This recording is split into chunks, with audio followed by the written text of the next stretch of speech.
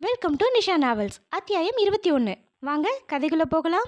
அன்றிரவு அந்த பெரிய அரண்மனை போன்ற வீட்டின் மொட்டை மாடியில் சுவற்றின் மீது கால்களை தன் நெஞ்சோடு கட்டி கொண்டபடி அந்த வானத்தில் தெரிந்த நட்சத்திரங்களையே கண்ணிமைக்காது பார்த்திருந்தாள் மதி. சின்ன சின்ன விஷயங்களை கூட ஆழ்ந்து ரசித்து வாழ்பவள். ஆனால் அப்போது அந்த விண்ணில் இருந்த மீன்களை ரசிக்காது ஏதோ யோசனையில் மூழ்கியிருந்தாள். அவளின் நிழல் அச்சு பிசகாமல் தரை மீது விழுந்திருக்க அந்த நிழலை பார்த்தவாறே வந்து இறங்கினர் பாலாவும் நகுலும் ஒருவரை ஒருவர் பார்த்து கொண்டே வெளிப்பக்கமாக இருந்த மாற்று படிக்கட்டுகள் வழியே மொட்டை மாடிக்கு சென்றனர். மதி வந்தவர்களை கவனியாமல் வேறெங்கோ அவளின் கவனம் இருக்க நகுல் மதி என சற்று உறக்கவே அழைத்தான். அதில் தன்னிலை பெற்றவளாக திரும்ப அங்கு நின்ற இருவரையும் பார்த்து முகமெங்கும் புன்னகை படர்ந்து கொள்ள, ஹேய், நீங்கள் எப்போ வந்தீங்க என்று கேட்டபடி சுவற்றிலிருந்து இறங்கினாள். நாங்கள் வந்து அரை மணி நேரம் ஆகுது. நீ தான் எங்கள் அண்ணனோட டூயட் ஆடிட்டு இருந்தியே, அப்புறம் எப்படி எங்களை கவனிப்ப என நகுல் கிண்டல் செய்ய பாலா அவளை பார்த்து மென்னகைத்து நின்றான். மதி நகுலின் கிண்டலை ஏற்றவளாக, ஏது நீங்கள் வந்து அரை மணி நேரம் ஆகுதா என கேட்க நகுலும் ஆமா என்றான் தோலை குலுக்கியபடி. மதி நக்கலாகவே, ஆனால் நான் இங்கே வந்து 10 நிமிஷம்தான் ஆகுது, எனக்கு முன்னாடியே இங்கே வந்து ஒளிஞ்சிட்டு இருந்தீங்களா என நல்ல பிள்ளை போல் கேட்க நகுல் திரு திருவென முழித்தான். மேலும் மதி போலி வெட்க புன்னகையை முகத்தில் பூசிக்கொண்டு, ஆமாம்மா, உங்கள் அண்ணனும் நானும் அப்படி சந்தோஷமாக டூயட் ஆடிட்டு இருந்தோம். ஆனால் பாருங்க, இடையில ஒரு கரடி வந்து தொல்லை பண்ணிடுச்சு என சொல்லிவிட்டு அப்பாவியாக முகத்தை வைத்து கொள்ள நகுல் புரியாமல், யார் அந்த கரடி என அவளிடமே கேட்க பாலா அடக்க முடியாமல் சிரித்தே விட்டான். அவனை தொடர்ந்து மதியும் சிரித்துவிட அப்போதுதான் நகுலுக்கு விளங்கியது தன்னைத்தான் கரடி என்று சொல்லியிருக்கிறாள் என்பது. அவனுக்கு புரிந்ததுமே மதி மெதுவாக அங்கிருந்து கிளம்ப எத்தனிக்க நகுல் அவளை துரத்த ஆரம்பித்தான். ஏய் மதி, ஒழுங்கா நில்லு, என்னை பார்த்து கரடி நான் சொல்கிற, ஏய் நில்லு, ஏய் ஓடாத என்றபடி அங்கும் இங்கும் ஓடியவளை பிடிக்க முயல மதி, அட கொழுந்து, என்னை அடிக்க மாட்டேன்னு சொல்லு, நான் நிற்கிறேன் என்றபடி அவனுக்கு போக்கு காட்டி கொண்டிருந்தாள். பாலா அவர்களை பார்த்து மனம் நிறைய சந்தோஷத்துடன் பார்த்திருந்தான். மதி அவனையும் விடாது, மில்கா ப்ரோ, இப்படி என்னை ஓட விட்டு வேடிக்கை பார்க்காம அந்த நார்கிட்ட இருந்து என்னை காப்பாத்துங்க என்றபடி அந்த மாடியையே சுற்றி சுற்றி வந்தாள். பாலாவுக்கு அவளது அழைப்பு புரியாவிட்டாலும் அவளை பிடித்து நிறுத்தி நகுலையும் மறுகையால் பிடித்து நிறுத்தினான். டேய் டேய், போதுண்டா அவளை துரத்துனது, பாரு அவளுக்கு எப்படி மூச்சு வாங்குது என்றவனை நகுல், டேய் அத்தா, என்னை விடு, அவளுக்கு ஒரு அடியாவது கொடுக்கணும் என அவளை நெருங்க போக பாலா விடாமல் அவனை தள்ளி நிறுத்த மதியோ, ஓ மிஸ்டர் நாரே, என்னை அடிச்சிடுவியா, எங்க ஆடி பார்க்கலாம் என வருந்து கட்டி கொண்டு சண்டைக்கு போனாள். பாலாவோ, மதி சும்மா இரு, அவனெல்லாம் ஒன்றும் அடிக்க மாட்டான் என சமாதானம் பேச நகுலும், யார் அடிக்க மாட்டா இப்ப பாரு என்றவன் மதியை நெருங்கி பெரிதாக கையை ஓங்க பாலா நகுல் என கத்தியே விட்டான். ஆனால் அடிவாங்க இருந்த மதியோ நகுலை மௌன சிரிப்புடன் நோக்க கை ஓங்கியவனோ அவளது அசராத சிரிப்பில் இதழ் விரிய புன்னகைத்து அவளது தலையில் செல்லமாக ஒரு குட்டு வைத்தான். பாலா இருவரையும் ஒரு முறை முறைத்துவிட்டு தலையில் அடித்துக்கொள்ள மற்ற இருவருமே வாய்விட்டு சிரிக்க ஆரம்பித்தனர்.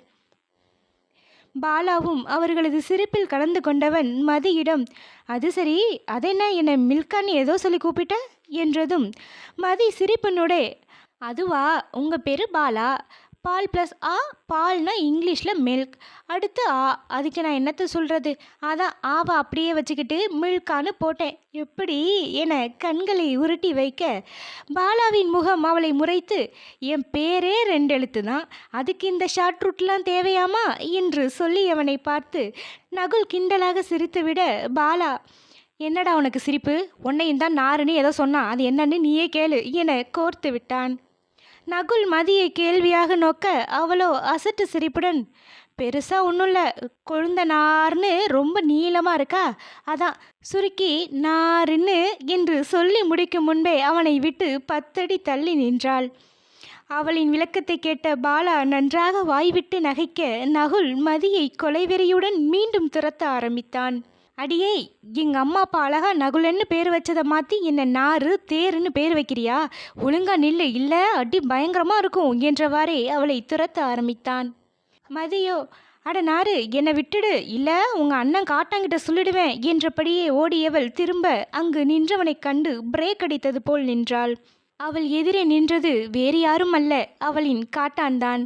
முகமுழுக்க கோபம் ஜொலித்திருக்க நின்றவனைக் கண்ட மதியின் சிறுத்த இதழ்கள் இரண்டும் தானாகவே பூட்டிக்கொள்ள அவளை அனலென முறைத்தவனின் விழிகள் அவளை தாண்டி மற்ற இருவரையும் முறைத்து பார்த்தது. அவளை துரத்தி கொண்ட வந்த நகுல் தன் அண்ணனைக் கண்டு புன்னகை மாறாமல் ஏதோ சொல்ல வர, பாலாவும் தயாவின் அருகில் வர, தயாவின் பின்னே நின்றிருந்தனர் கோதை மற்றும் வீட்டில் உள்ளவர்கள் அனைவரும்.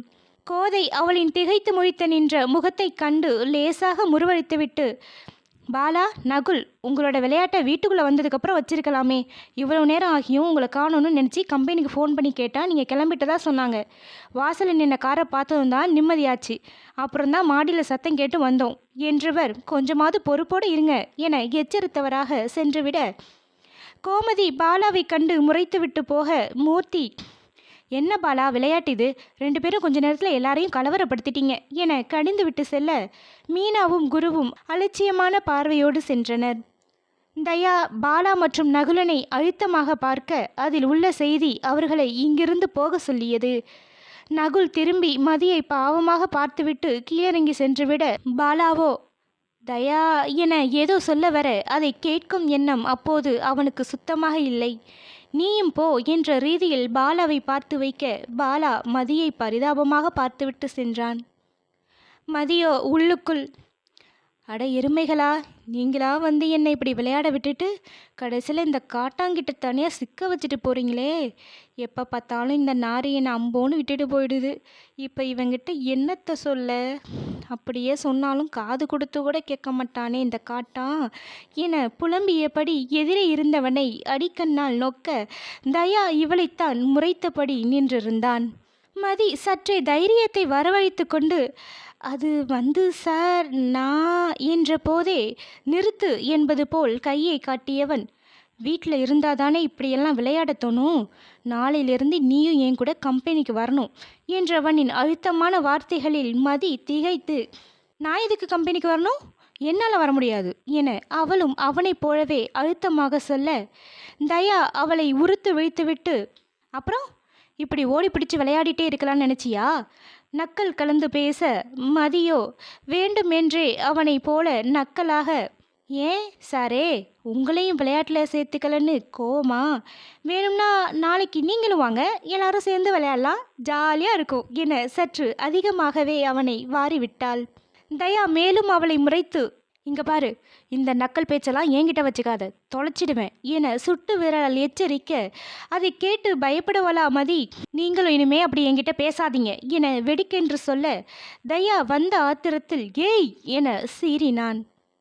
இங்கே பாருங்கள் சார், இது உங்கள் வீடாக இருக்கலாம், அதுக்காக இப்படி இரு, அது பண்ணாத, அப்படி இப்படின்னு ஏதாவது சொன்னால் நான் இப்போவே கிளம்பி போயிடுவேன் என்று மதியும் சொல்ல, தயா பல்லை கடித்து கொண்டு, நீ எப்படியோ இருந்து தொலை, ஆனால் மற்றவங்கள தொந்தரவு பண்ண கொன்னுடுவேன் என்றவனை இடைமறித்த மதி, இப்போ நான் யாரை தொந்தரவு பண்ணேன் என வேண்டுமென்றே சீர, உன்னால தானே நகுலும் பாலாவும் மற்றவங்க கிட்ட திட்டு வாங்கினாங்க என்றதும் மதி அவனை தீயின முறைத்து, யோ காட்டான், நான் ஒன்றும் அவங்க 2 பேரையும் கூப்பிட்டு வச்சு விளையாடலை, அவங்களா தான் இங்கே வந்தாங்க, பேசிட்டு இருக்கும்போது அப்படியே சும்மா என்றவள் வாக்கியத்தை முடிக்காது, அவங்க மாடியில் தானே இருந்தாங்க, இதுக்கு எதுக்கு குடும்பமே சேர்ந்து ரொம்ப ஓவராக பில்டப் கொடுக்குறீங்க என முடிக்கவில்லை.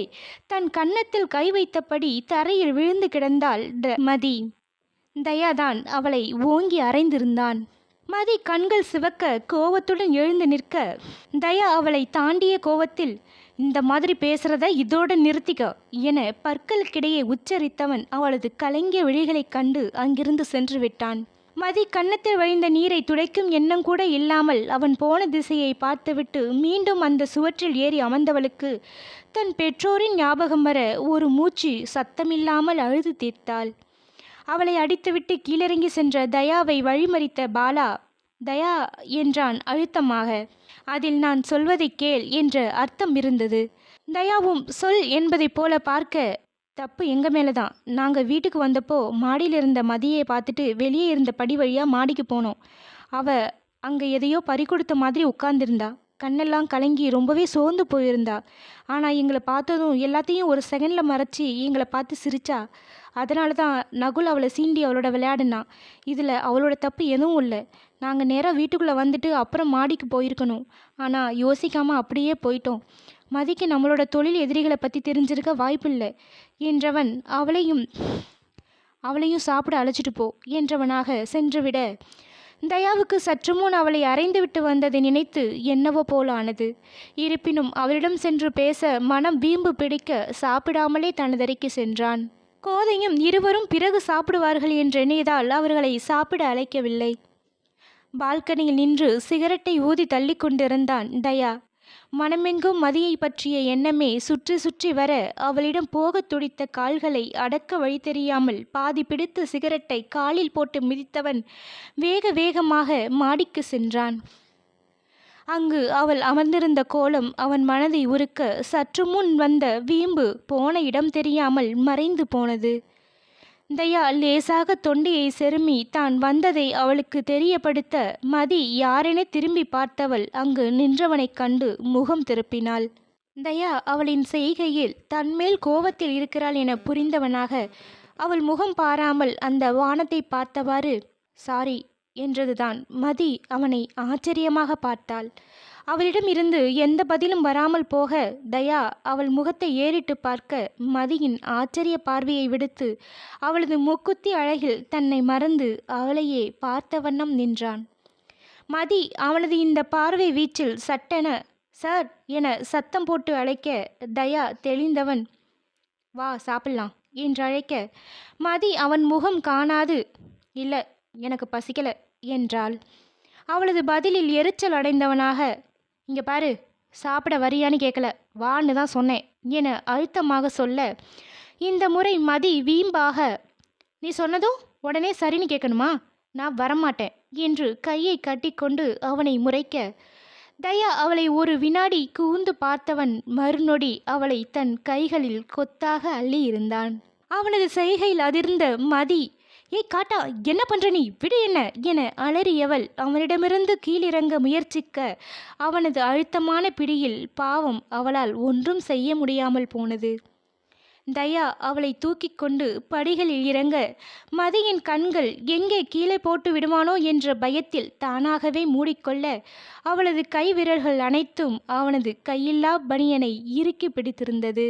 அவளது அந்த ஸ்பரிசத்தில் தயா மெல்ல மெல்ல அவளது முகத்தை காண அவளது மூடிய விழிகளை கண்டு இதழ் விளைய சிரித்து ஹே சில்வண்டு இப்போ நீ கண்ணை திறக்கல உன்னை அப்படியே கீழே போட்டுடுவேன் என மிரட்ட பட்டென கண்களை திறந்தவளின் விழிகள் இரண்டும் அவன் விழிகளோடு ஒன்றியது. தயா அவளின் கண்களை பார்த்தவாறே படி இறங்க மதி அவனது செய்கையில் யோ காட்டா என்ன கோவிலை தீச்சட்டியை எடுத்துகிட்டு போகிற இவ்வளவு மெதுவாக போகிற இப்போ நீ என்னை இறக்கி விட போறியா இல்லையா என ஏகத்துக்கும் கத்த தயா தலையை உலுக்கி கொண்டு அவளை டைனிங் டேபிளின் அருகே இறக்கி விட்டான். மதி அவனை மேலும் சோதிப்பது போல நக்கலாக பார்த்து என்ன காட்டா என்னை தூக்கிட்டு வந்தால் மட்டும் சாப்பிடுவேனா எனக்கு பசிக்கலை நான் சாப்பிடவும் மாட்டேன் என்று விட்டு நகர போக தயா கோவத்தை கட்டுப்படுத்தி கொண்டு தேனு என்று அதட்ட மதியின் கால்கள் அப்படியே நின்றது. தயா அவளை பார்க்காமலே தட்டில் உணவெடுத்து வைத்தவன் வந்து சாப்பிடு என்று அழைக்க மதி அவனின் தேனு என்ற அழைப்புக்கு கட்டுப்பட்டவள் போல அமைதியாக வந்தமர்ந்து சாப்பிட ஆரம்பித்தாள். தயா ஒரு கணம் அவளை ஆழ்ந்து நோக்கியவன் வேறு எதுவும் அவளிடம் பேசாமல் உணவை உண்டு முடித்தான்.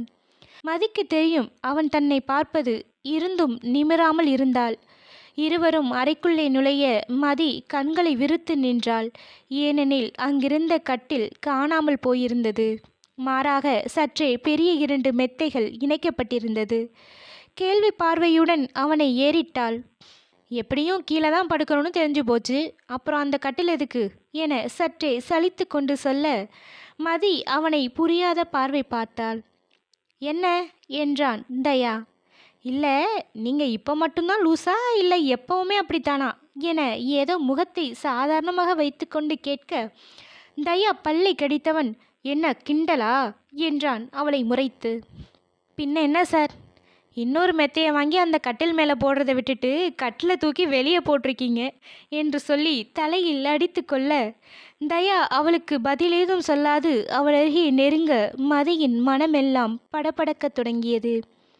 தயா மதியின் காதோரம், ஏன்னா இப்போ நீ என் பொண்டாட்டி, கட்டிலில் நானும் கீழே நீயும் படுத்தா அது நல்லாவா இருக்கும் என ஒரு மாதிரி குரலில் சொல்லியவனை கலவரத்தோடு பார்த்து வைத்தாள் மதி.